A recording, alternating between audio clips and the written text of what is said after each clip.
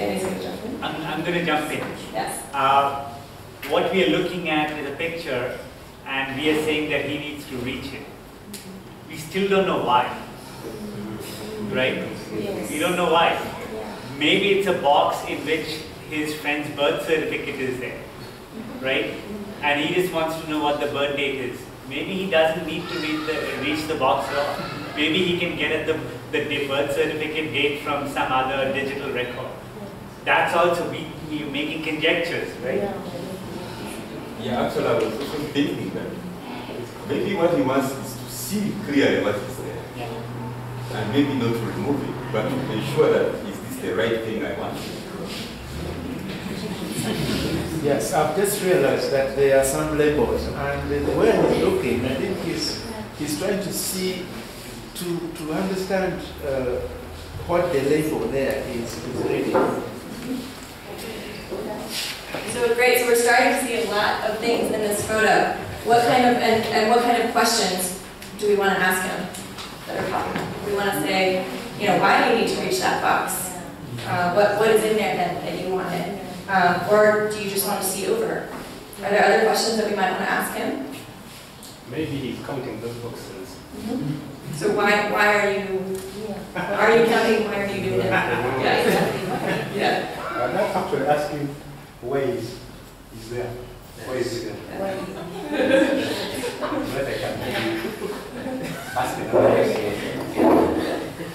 Okay, great. So we can see that when we start moving away from just thinking about, talking about a solution, right, oh, he needs a ladder, and start thinking more about what needs is he actually trying to fulfill by taking this action, why is he doing it?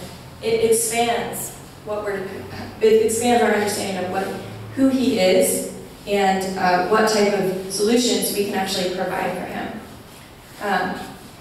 So some of the key reasons that we focus on needs is that focusing on needs enables adaptive and creative thinking. So if I say, that man needs a ladder, what kind of questions am I going to be limited to after that? Well, the ladder could be made of wood. Does he need a ladder made of metal? Does he need a ladder made of, with 3 rungs or with 6? They're all sort of focused very tightly around the specifications of a ladder. But if I ask, why is he here? Then the answers to that enable me to think of many other solutions, right? We could, maybe a solution, depending on what he needs, the solution could be a digital access to records that he's looking for. The solution could be a new way to count boxes that doesn't require him to actually physically go and count them in the warehouse. It could be a trampoline that he jumps on and grabs what's up there and then jumps back down, right? So thinking about what the need is actually enables us to think much broadly and more creatively about how we can actually help him address what he needs to do. The second reason that I'll emphasize here is that needs outlive any specific solution. So how many of you send telegrams? Telegrams. Telegrams. You send telegrams? Yeah, I have. So you have? I have. Okay, well currently. How many of you use pagers? Does anyone know what a pager is? Pictures. Pagers. Pagers? Yes. Pigeons. Pagers. Pagers. Those little things that you used to clip on your belt? Yeah. So like, one. Okay. But how many of you need a way to connect quickly with friends and family? Right? So we see that those 2 examples of technologies, telegrams, pagers, those aren't around anymore. And they're, we're not using them. But that fundamental need of needing to quickly connect with family and friends, being able to say, hey, I'm safe, or hey, are you going to be there in 10 minutes?